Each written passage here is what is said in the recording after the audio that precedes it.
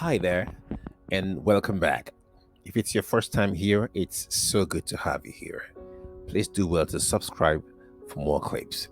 Today, we are looking at Q3 episode 6 titled Inside Out, focused on the stories in Mark chapter 7 and 8. Let's get to the stories. Story number 1: When tradition becomes a barrier, as we find in Mark chapter 7 from verse 1 to 23. So, for a very long time now, the Pharisees and scribes have been so cynical about Jesus, desperately seeking for reasons to discredit him and his ministry.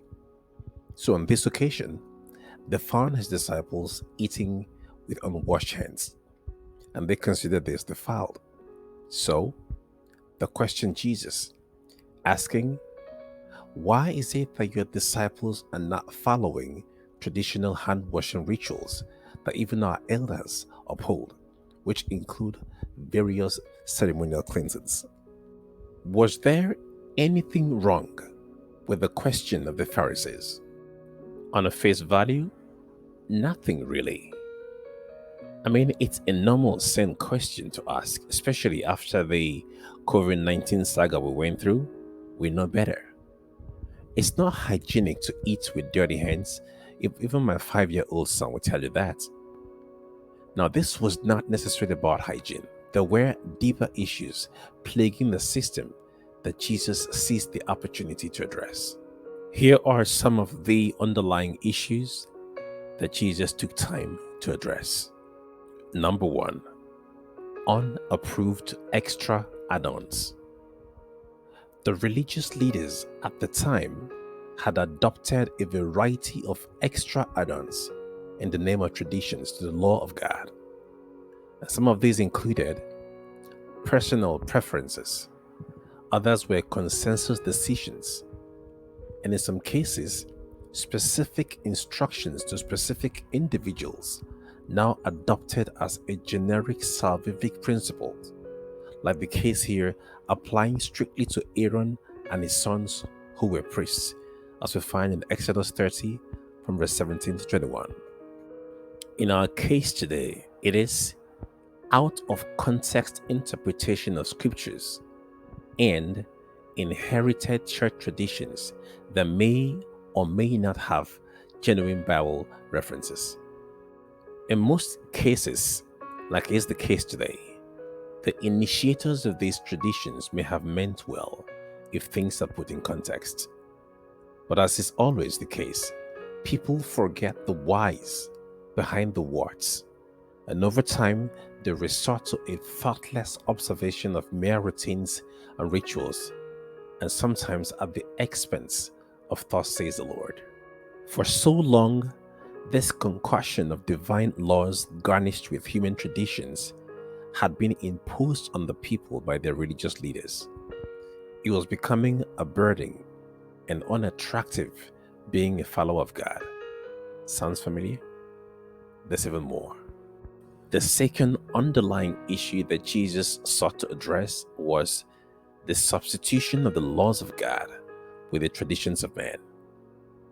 To make it worse, these Pharisees had found ways to set aside the constitution of God, his laws, in order to enforce these traditions of theirs. This was undermining the authority of God. This very singular act exposed the true motives of their hearts contrary to the professions of their lips.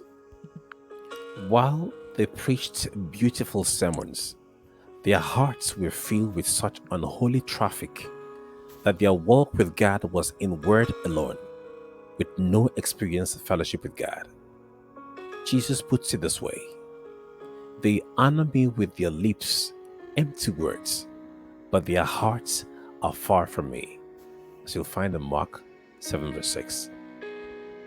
The third thing Jesus desired to address was that the statutes of God are not an end in themselves, but they are avenues to God.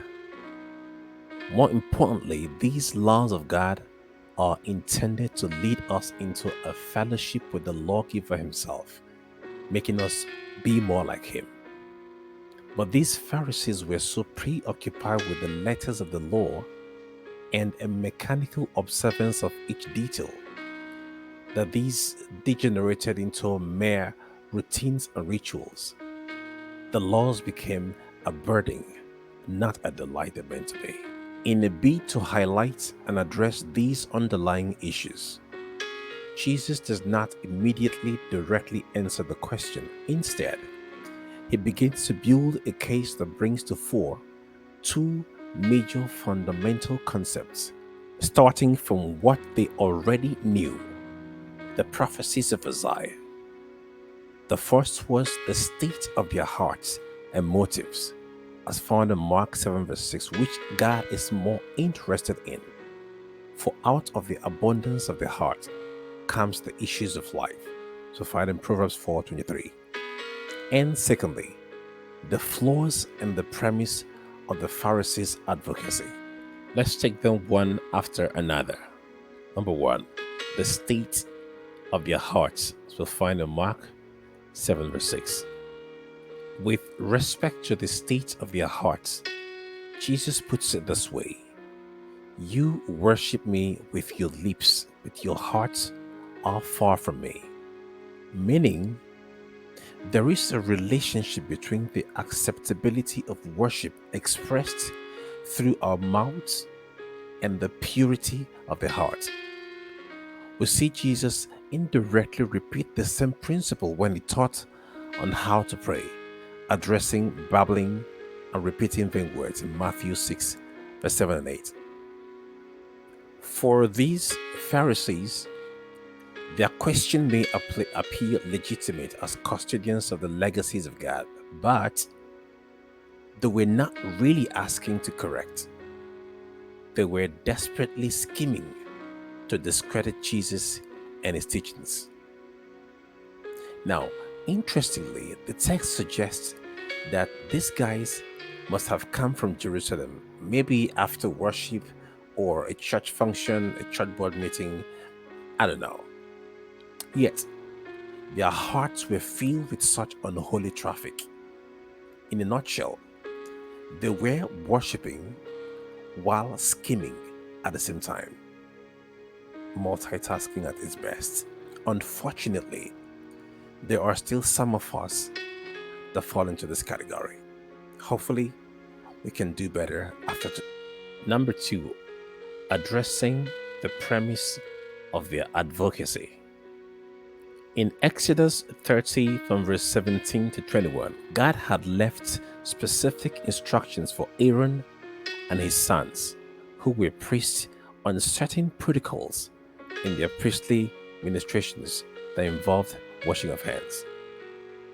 Now, the Pharisees, like in other cases, extrapolated these rules and made them generic and applicable to all, so that failure to abide by these hand washing rituals made your hands unclean, and eating with those unclean hands made you unclean, since by contact, according to them, the food in unclean hands becomes unclean too.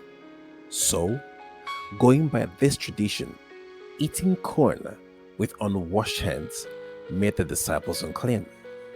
So, in addressing the premise of the advocacy, Jesus gives a parable in verse 15, which needs to be taken in context to avoid a misrepresentation. And it reads, there is nothing outside the man which can defile the man if it goes inside him. But the things which proceed out of the man are what defiles a man. First, this immediately invalidates the premise of their accusations. You are not defiled by contact with unclean things, contrary to their teachings. Point is, though unhygienic, eating without washing hands does not defile you. What does is a heart filled with unholy traffic. Jesus also used the opportunity to address some of the issues still relevant today. For instance, 1. These religious leaders were beginning to teach us doctrines, the commands of men, the ideologies of men, usually with a lot of charisma and eloquence. 2. They were beginning to lay aside, thus says the Lord, for traditions of men and popular opinion. His conclusion on the matter is, they worship me in vain. Don't take my word for it. Find out for yourself in Mark 7, verse 7. The point of the passage is upholding the law, thus says the Lord, not doing away with it. It is important that this parable be interpreted within the context of the question it was meant to answer, to avoid a misinterpretation. Story number 2, no retreat, no surrender, as we find in Mark 7, verse 24 to 30. After addressing these issues, Jesus then proceeds to the region of Tyre and Sidon, where he encounters a Syro-Phoenician mother who would not take no for an answer until she found help for her daughter who was demon-possessed. Just like we all do, she had a pressing need. She goes to Jesus for help. Her faith is tested in the most interesting way, but she would not let go until she got the help she needed. There are two perspectives to this story: the woman's perspective and Jesus' perspective. Let's take them one after another.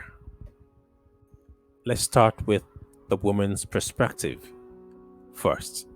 She could have just accepted her situation, especially after Jesus' first response.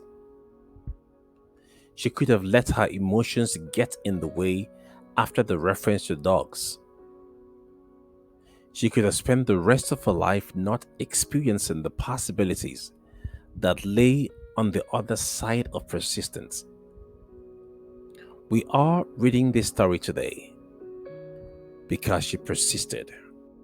What to remember here: when life throws things at us, refuse to settle without first contending with God in prayers, persisting until He either fixes it or gives you peace of mind.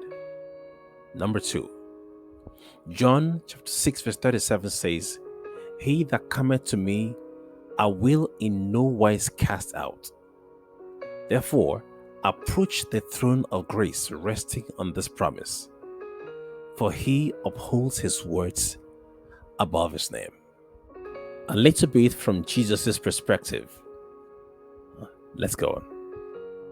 Now, on a surface level, Jesus' first response just appears insensitive and mean.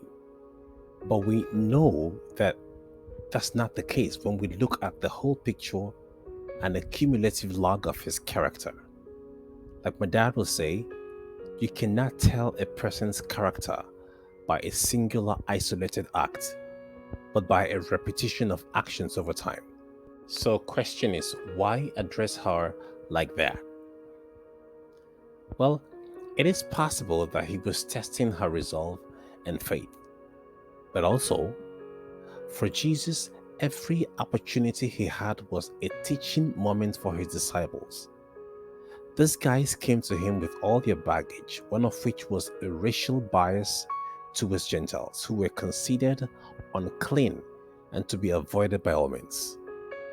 It seems Jesus' first response was role-playing how a typical Jew would respond to a Gentile even if in dire need, and giving his disciples, who would soon take on this role of reaching out to the Gentiles later, a chance to witness firsthand the futility in holding on to these biases and traditions.